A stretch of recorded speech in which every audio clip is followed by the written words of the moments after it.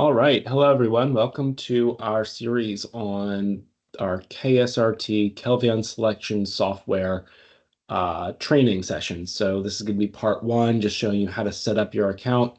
If you are new to Kelvion and our selection software, this is a great place to start. If you've done this before, I still recommend it, as there's a couple things I'll go over and explain what you might not have done when you initially set up your account.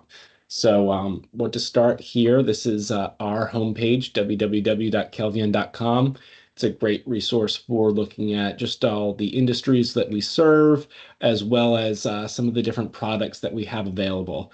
So first, you're going to want to do, if you're trying to go to our selection software, and specifically this one's going to be our RT refrigeration technology software.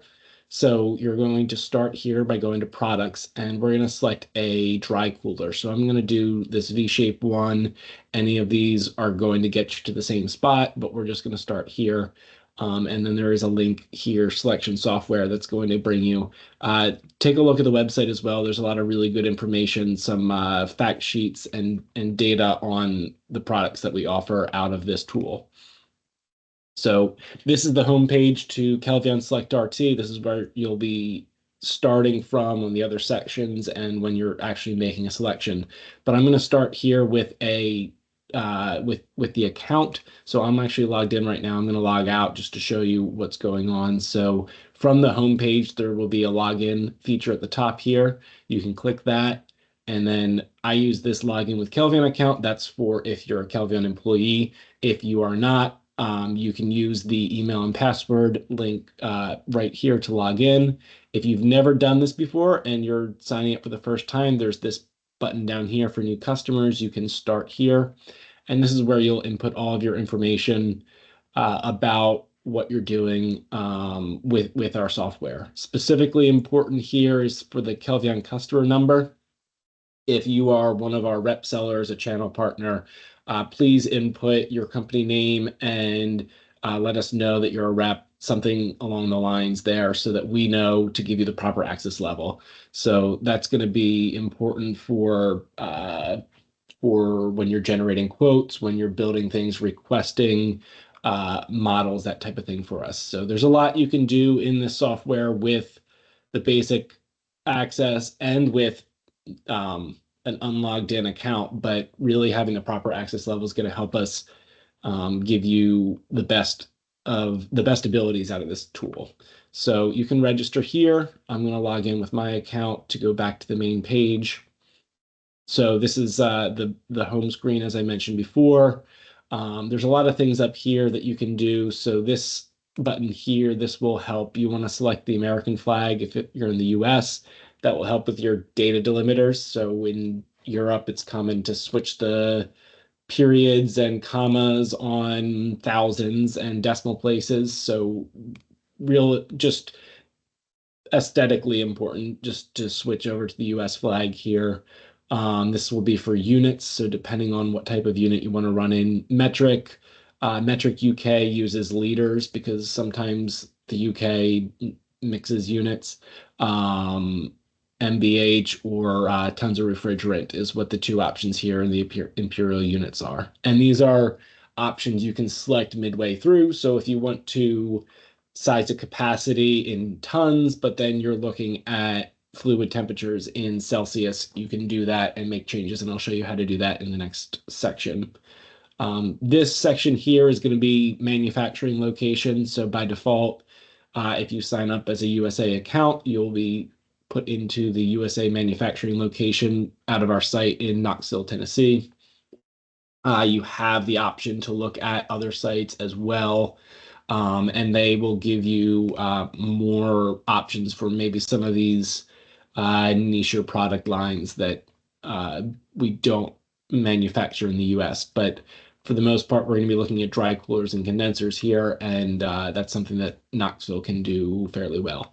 So we've got from here as well, this last section is going to be your saved codes. So I'll go through that in our account setup and how you can save a selection that you've made to our system.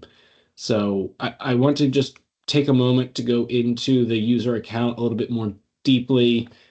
This is going to tell you your role, your level. So if one of our team members asks, well, what role is your account in KSRT? That's where you can find it. That helps us troubleshoot, know if you are in the proper access level.